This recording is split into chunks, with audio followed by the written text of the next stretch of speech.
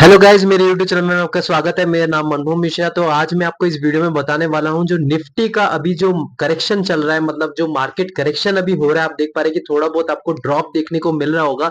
अभी आप देख पा रहे हो कि पास्ट 1 या 2 मंथ से एक बियर मार्केट सा चल रहा है। मतलब क्या ऐसा कंडीशन आ रखे हैं। एज एन म्यूचुअल इन्वेस्टर या फिर आप स्टॉक में इन्वेस्टमेंट करते हैं तो आपको क्या आगे की स्ट्रेटेजी होनी चाहिए, तो हम इस वीडियो में इसके बारे में डिस्कस करने वाले हैं पूरी डिटेल में। तो मेरे चैनल को सब्सक्राइब जरूर कर दीजिएगा, मैं ऐसे वीडियो लाता रहता हूँ। चलिए शुरू करते हैं। तो जैसा कि आप मेरे यहाँ पे स्क्रीन पे देख पा रहे होंगे, जो S&P BSE सेंसेक्स जो है वो ड्रॉप हो चुका है 692.89 पॉइंट से और सेटल हो चुका है 78,950 6.03 पे। और अगर आप NSE निफ्टी 50 का देखें, वो भी 208 पॉइंट्स गिर चुका है और यहाँ पे ये जो क्लोजिंग हो चुका है 24,139 पे। तो आप देख पा रहे हैं कि यहाँ पे जो है, मतलब ये एक तरीके से आप इसको निफ्टी का करेक्शन मोड भी मान सकते हैं या फिर मार्केट करेक्शन भी मान सकते हैं। देखिए, एक चीज तो मैं आपको बता रहा हूँ कि डेफिनेटली यहाँ पे जो इंडिया का जो मार्केट है ना, वो ओवर वैल्यूड हो चुका है।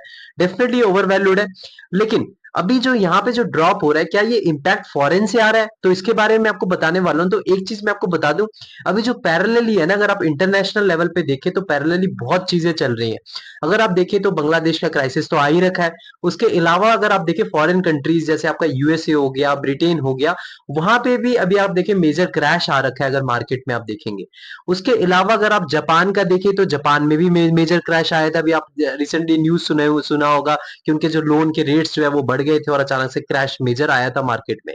उसके अलावा भी अगर आप देखें तो वॉर लाइक सिचुएशन भी क्रिएट हो रखा है। जैसे आप मान लीजिए इसराइल का जो है वो ईरान का जो वॉर है वो दोनों के बीच में इंटेंस हो चुका है। इसराइल और हमास का वॉर तो चलता ही रहता है। उसके अलावा अगर आप देखिए रशिया और यूक्रेन वॉर भी ठीक ठाक सा अभी देखने चल ही भी रहा है। उनका कोई ज्यादा फिक्सिंग मोड पे नहीं आया है, तो उनका भी ऑनगोइंग चल रहा है। ऊपर से क्रूड ऑयल का जो अगर आप देखें तो उनका भी रेट बढ़ चुका है। तो चीजें जो है इनडायरेक्टली मार्केट पे कैसे इंपैक्ट पड़ रही है उसके बारे में आपको बताऊं तो देखिए, ऐसी कुछ कुछ सेक्टर्स है इंडिया में। जैसे एग्जांपल लीजिए ट्रांसपोर्ट सेक्टर। जैसे क्रूड ऑयल अगर वेस्ट जो कहते हैं कि मिडिल ईस्ट कंट्रीज में अगर उनमें रेट अगर बढ़ा देते हैं तो ऑल ओवर वर्ल्ड में बढ़ जाता है। तो वहां पे ट्रांसपोर्टेशन जो सेक्टर है उसमें भी इंपैक्ट पड़ेगा, क्योंकि वो क्रूड ऑयल या फिर ऑयल से ही चीजें चलेगी। ट्रांसपोर्टेशन सेक्टर के साथ साथ और भी कुछ कुछ सेक्टर ऐसे कंस्ट्रक्शन सेक्टर पे इनडायरेक्ट इंपैक्ट पड़ेगा। तो ऐसे कई सारे इंफ्रास्ट्रक्चर सेक्टर में जो वही एक चीज ही होती है, उन्हीं चीज में ही इंपैक्ट पड़ेगा।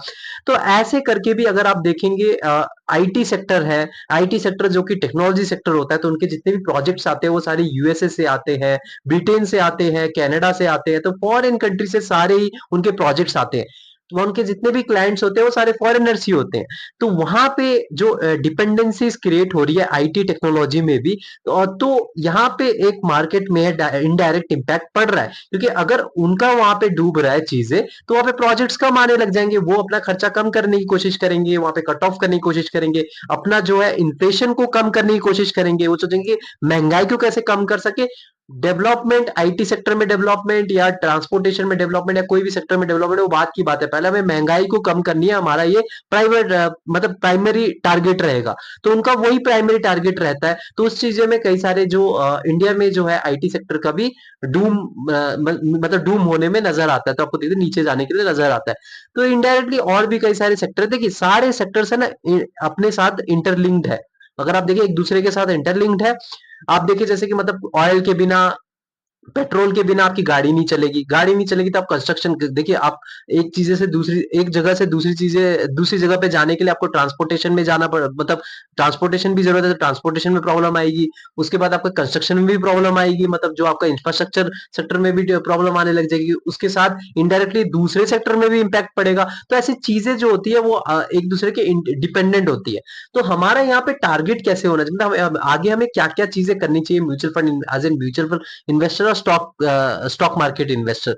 तो मेरा जो भी सजेशन रहेगा कि आप अगर अभी लमसम करना चाहते तो सारा पैसा मत लगाइए। आपको लमसम भी एज ए सिप यूज करना चाहिए, एसआईपी।